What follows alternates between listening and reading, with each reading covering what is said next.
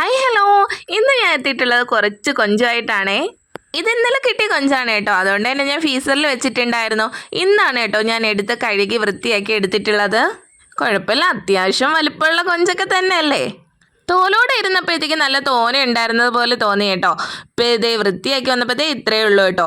അതാണ് കൊഞ്ചിൻ്റെ പ്രത്യേകതയും.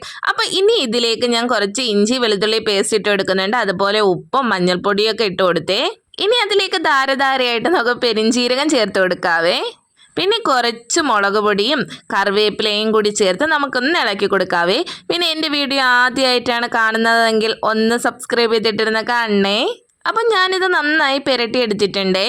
മീൻ പുരട്ടിയെടുത്ത ശേഷം ഞാനൊരു 10 മിനിറ്റോളം റെസ്റ്റിന് വെച്ചിട്ടുണ്ടായിരുന്നേ. ആ ഒരു മീനിലെ മസാല എല്ലാം പിടിച്ചിരിക്കാൻ വേണ്ടിയിട്ടാണ് കേട്ടോ ഞാൻ റെസ്റ്റിന് വെച്ചിട്ടുണ്ടായിരുന്നത്. അപ്പോൾ ദേ ഇവിടെ സെറ്റ് ആയിരിപ്പുണ്ട്. ഇനി ദേ നമ്മുടെ കൊഞ്ചൂട്ടന്മാരെ എണ്ണയിലോട്ടങ്ങ് ഇട്ട് കൊടുത്താൽ മതി കേട്ടോ. ദേ അരപ്പെല്ലാം പിടിച്ചിരിക്കുവാണേ. ഇനി സെയിം സിസ്റ്റം തന്നെ. എന്താണ്, നമ്മുടെ ചൂടായ പാനിലേക്ക് എണ്ണ ഒഴിക്കുന്നു, നമ്മുടെ കൊഞ്ചൂട്ടന്മാരെ ഓരോന്നോരോന്നായിട്ട് ഇട്ട് കൊടുക്കുന്നു. ഞങ്ങളുടെ നാട്ടിൽ ഇതിന് കൊഞ്ചെന്നാണ് കേട്ടോ പറയുന്നത്. നിങ്ങളുടെ നാട്ടിൽ ഇതിന് എന്ത് പേരിലാണ് പറയുന്നതെന്ന് ഒന്ന് കമൻറ്റ് ചെയ്തേക്കണേ. ഏറ്റവും കൂടുതൽ വിദേശ നാണ്യം നേടിത്തരുന്ന സമുദ്രോൽപ്പന്നമാണ് കേട്ടോ നമ്മുടെ ഈ ചെമ്മീൻ എന്ന് പറയുന്നത്. നിങ്ങൾക്ക് ചെമ്മീൻ ഇഷ്ടമാണെന്നുണ്ടെങ്കിൽ ഒന്ന് ലൈക്ക് ചെയ്തേക്കണേ. അപ്പോൾ അതേ നമ്മുടെ ചെമ്മീൻ ഏതിനും ഒരു ഭാഗം റെഡി ആയിട്ടുണ്ട്. അപ്പം ഞാൻ മറിച്ചിട്ട് കൊടുക്കുന്നുണ്ട്. അങ്ങനെ തിരിച്ചും മറിച്ചൊക്കെ ഇട്ട് ഞാൻ അതിനെ വറുത്ത് കോരാൻ പോവുകയാണ് കേട്ടോ. നിങ്ങൾക്ക് ചെമ്മീൻ ഫ്രൈ ഇഷ്ടമാണെന്നുണ്ടെങ്കിൽ ഒന്ന് ലൈക്ക് ചെയ്തേക്കണേ.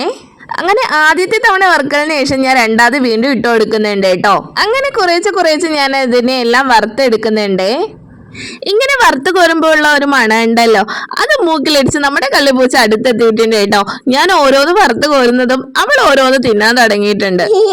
അപ്പൊ ഇതാണ് കേട്ടോ ഞാൻ ആദ്യം വറുത്ത് കോരിയിട്ടുള്ളത്. ഇതെല്ലാം മസാല എല്ലാം പിടിച്ചിട്ടുണ്ടായിരുന്നേ. അപ്പൊ ഞാൻ രണ്ടാമത് ഇട്ട് കൊടുത്ത് ഞാൻ തിരിച്ചു മറിച്ചൊക്കെ ഇട്ട് കൊടുക്കുന്നുണ്ടേ.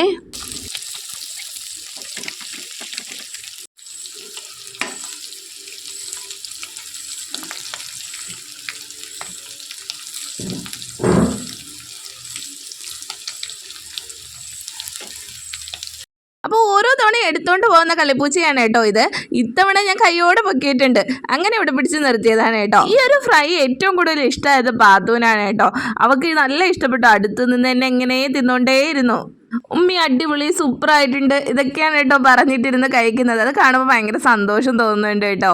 നമ്മുടെ മക്കൾ നമ്മൾ ഉണ്ടാക്കുന്ന എന്തെങ്കിലുമൊക്കെ അടുത്ത് നിന്ന് ഇങ്ങനെ ആസ്വദിച്ച് കഴിക്കുമ്പോൾ ഉണ്ടാകുന്ന ഒരു സന്തോഷം ഉണ്ടല്ലോ, അത് എത്ര പറഞ്ഞാലും മതി വരില്ല കേട്ടോ. ഫൈനലി നമ്മുടെ കൊഞ്ച് ഫ്രൈ റെഡി ആയിട്ടുണ്ട് കേട്ടോ. ഇതാണ് അടിപൊളി ടേസ്റ്റാണ് കേട്ടോ. കൊഞ്ച് കിട്ടുവാണെങ്കിൽ ഇതുപോലെയൊക്കെ ഒന്ന് ട്രൈ ചെയ്ത് നോക്കണേ. അപ്പോൾ ഈ എൻ്റെ കുഞ്ഞു വീഡിയോ ഇഷ്ടമായ ലൈക്കും ഷെയറും സബ്സ്ക്രൈബും ചെയ്യാൻ മറക്കല്ലേ. അപ്പോൾ പുതിയൊരു വീഡിയോയുമായി വീണ്ടും കാണാം.